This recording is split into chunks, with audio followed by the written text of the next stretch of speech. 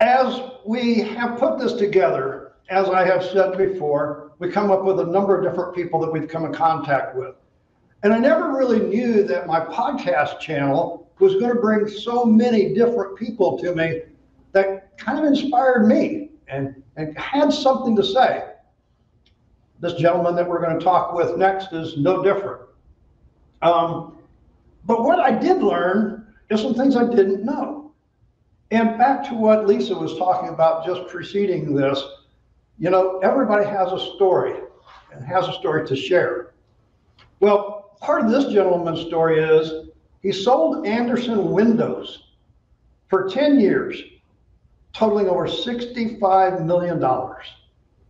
Now, folks, I've been selling janitorial products and toilet paper and stuff for a long time, but selling windows? Come on. He's also been on our podcast, and that's where him and I have shared a lot of stories. So you might go to our podcast channel, Beyond Clean with Ace, and listen to that. He is the author of 7 Secrets of Selling More, Selling Less.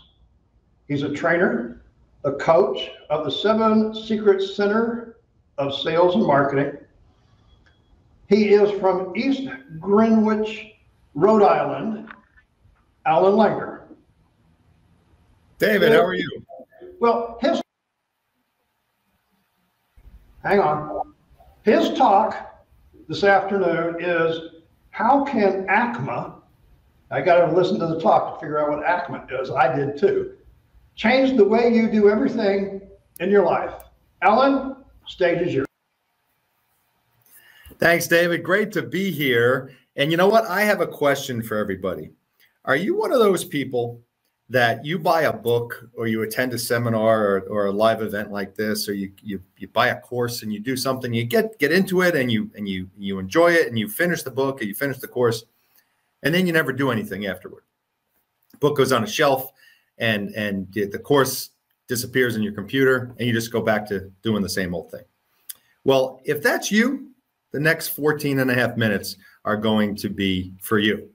So we're going to have a talk called Taking Action with ACMA. And let me tell you what that's about.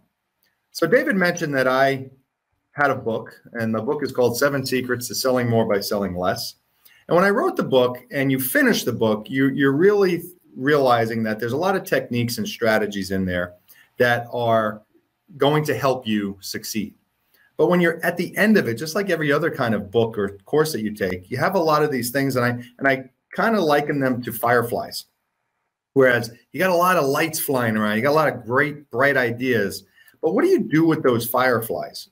Do you actually take action? Do you actually do something about it? There's actually statistics on finishing self-help programs or courses that people buy. Did you know that only 6% of people who buy a course or a book or anything that's going to be self-help actually put it into action when they're done? 94% of people actually don't do anything when their course or their book is completed. Okay? 94%. The 6% that do, more studies show, are some of the most successful in the world. So what do you do when you're finished with something? You bought the book for a reason. You attended this seminar, this great full day event for a reason. But what are you going to do after you're done? So my thought is, how do I take all of these fireflies? How do I take all these great ideas and kind of put them in a jar so they all work together? How do I light up everything? How do I take everything flying around, put them into a jar, and turn them into something that's going to get me to do something toward eventual success? And I came up with what I call ACMA. It's an acronym, and I live by it every single day. So what is ACMA? What actually does it mean? Well, let's go over each individual word. The first A means animate. The C means calibrate. The M is motivate, and the final A is adulate. A.C.M.A. ACMA. So let's get into what ACMA actually means. So the A stands for animate. What is the definition of animate? Well, it means to bring to life. Well, what does that have to do with you putting into action what you just completed, that self-help course that you just completed, that book, that podcast? Well, it means to start. You know, the journey of 1,000 miles starts with one single step. That's a famous proverb. Those steps do not happen unless you start. Everything you do has a starting point. You brush your teeth in the morning, you have to make the decision to do that. You have to start. If you don't start, you'll never complete anything. I wrote my book, but it took me 2 years to start writing my book. Thought about it for a while, but not until I actually decided to start was when that book was finished. Stephen King, who actually has authored over 50 books, has said this many times. The scariest moment is always before you start. Once you get past that scary moment, you'll be well on your way. But what's the opposite of starting? It's called procrastination. We all do it. But let's look at how effective or how procrastination affects us in our everyday life. But did you know that the average salaried worker, someone who gets paid a salary by the hour, procrastinates between 1 and 4 hours every single day? So when you look at that stat, you think, well, that's not too surprising because you're working for someone else, right? But an entrepreneur, well, they never procrastinate. They own their own business. How could they possibly procrastinate? Well, guess what? Study after study shows that even entrepreneurs, people who own their own businesses, still procrastinate 76% of the time between 1 and 4 hours a day. That's pretty fascinating. And that's also kind of shocking. Even people who are in charge of their own income still find time to procrastinate every single day.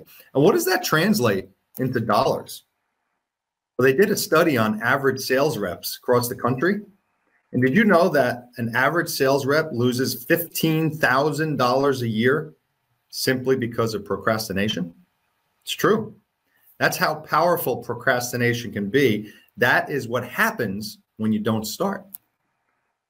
So what I say is Nike it. Just do it. Start. C stands for calibrate. What does calibrate mean? Calibrate is, to definition, correlate and adjust your readings.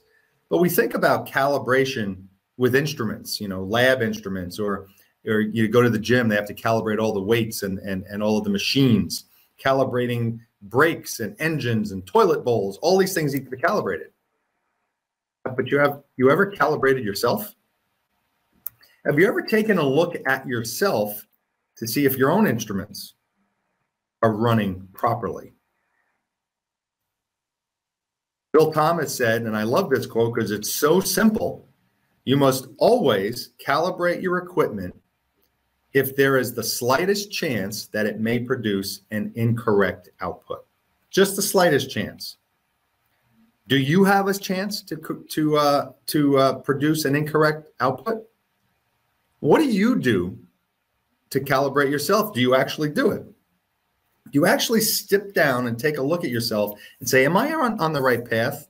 Have I drifted into the shoulder as I'm on my path to where I want to be? Have I made a left turn here instead of a right turn? What do you need to do to calibrate yourself? So what I do is I actually set an alarm. And once a week on Sunday night at 10 p.m., the word calibrate pops up on my phone.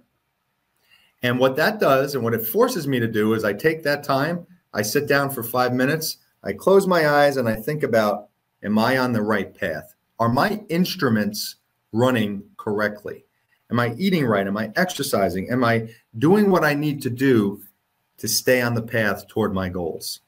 Because if you don't do that, you could be 2, 3, 4 weeks in to making that left turn, and now you got to turn around and go back. So once a week, calibrate yourself. You'll be amazed on how successful you'll become. Now let's get into motivate, the M portion of ACMA. Well, everybody knows what motivate means. It's a word that's thrown around everywhere, especially in business. The definition is to arouse an organism. Well, I want you to remember that you're the organism. Different organisms are motivated by different things. And that's the key here. The right motivation is the key to everything. Figuring out the right motivation is going to get you motivated. You know, turning on rock music may motivate your best friend, but would do nothing for you. Dr. Seuss said, you have brains in your head, you have feet in your shoes. You can steer yourself in any direction you choose. But you can only do that if you figure out how to motivate yourself. How do you motivate yourself? What works?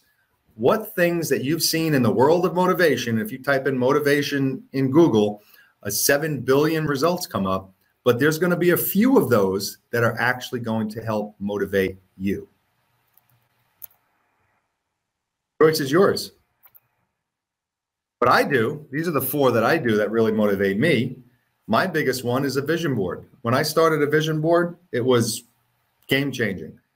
And if you don't know what a vision board is, look it up on Google, because I don't have time to talk about it now. But essentially, it's a board that you put a bunch of images on, and the images reflect or represent where you want to be, where you want to go. Next thing is you obviously have to write down your goals. Everybody has to write down their goals.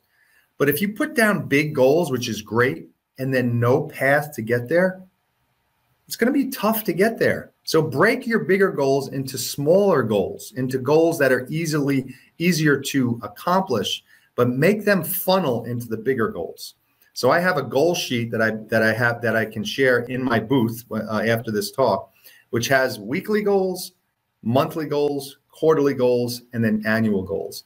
And each of those goals, when they're achieved, funnel into the next one and gets me, my weekly goals will accomplish my monthly goals get me to my quarterly goals, and so on and so forth. So take your big goals and break them into smaller steps. Change your inputs, okay? You need to change your inputs. What you're coming in is going to affect what's coming out. So they always said garbage in, garbage out. Well, make positivity come in so positivity comes out. And when I say inputs, we are beings that absorb everything. Social media, television, podcasts, food, outside noises, everything. Don't let the outside world be too negative. If it's a negative situation, get out of it. If you have negative friends, find different friends. Change your inputs. And finally, and this is going to segue into my last part of ACMA, is rewarding yourself, because consequences never produce results, rewards do. Don't get mad at yourself all the time for making a mistake. Okay? You need to reward yourself, and let's get into that. So the last A in ACMA is for adulate. And what is adulate? Very simply is to praise. And adulation for someone else is you want to praise them. It's usually reserved for children or friends or family members or whoever. Have you ever praised yourself? Have you ever rewarded yourself for doing something good, for accomplishing something? Most people don't do this. Most people don't even acknowledge their accomplishments. They just move on. They spend way too much time focused on the negative thing that they did. So I want you to start thinking about, how can you reward yourself? How can you do that? The most effective way to boost self-esteem, and this has been done by studies, been proven by studies, is to praise yourself. Let's look in the top 5 ways that I praise myself. Affirmations, huge. Don't be afraid to talk to yourself in the mirror. We all do it, but how often do we actually praise ourselves in the mirror? Quite often we're looking in the mirror and saying, ugh, I hate the way I look. Ugh, it's a terrible shirt. Praise yourself. Give yourself some affirmations. I'm going to kill it today. I want to do a great job on today's talk. I said that this morning in the mirror. Change your internal dialogue. It's the same thing as controlling the inputs coming in. Work on that internal dialogue. Stop it from being negative. You know, if we have a social media post and there's a negative comment, and then you have 50 positive comments, we always focus on the negative one. Well, don't do that with your internal dialogue. Focus on the positive instead. Buy yourself a gift. Go out and buy yourself a gift. I got a new client the other day. I went out and bought this bottle of wine I've been eyeing for the last couple of months. I praised myself. I rewarded myself. Celebrate with someone. When I used to accomplish something that I really wanted to accomplish, I would take my daughter to the movies and say, you know why we're going to the movies? Because Daddy accomplished something today and I want to celebrate with you. And the final thing is one of my favorite is I write down my accomplishments at the end of the day. And for every accomplishment, I put a dime in a jar. I call it my victory jar. And that's such a great visual because the jar starts to fill up with all your accomplishments. We're celebrating Rockstar Custodian today. We're voting on that. So we're also adulating you guys out there in the cleaning industry, and we're picking the Rockstar today. It's another form of recognition. I'm going to end with a story. So there was this teenage daughter who was actually having just a bad day. She was complaining to her dad, and my life is terrible. This is terrible. I have got all my friends are terrible, blah, blah, blah. And the father, who was a chef, said, you know what? Let me have a seat here in the kitchen. And he put 3 pots of water on the stove, and he turned the boilers on, and he waited for the water to boil. And then in one pot, he put potatoes. In the other pot, he put eggs. In the other pot, he put coffee beans, ground up coffee beans. And once they boiled, he took them out, and he said to the girl, his daughter, what do you see here? And she said, I see potatoes, eggs, and coffee. Why? What's the big deal? She's rolling her eyes at her father. He said, let's take a look at what happened to each one of these once they faced the same adversity of the boiling water. The potato got soft and mushy. The egg decided to get really hard on the inside, but the coffee turned into a beautiful drink, a delicious drink. And he said to her, which one are you? You have to make that choice. When you face adversity, how are you going to respond? I want to thank everyone for coming to my talk today, and take a walk over to my booth. I'm going to be hanging out there for a little while. I've got some free gifts for you and some links to other things that I have.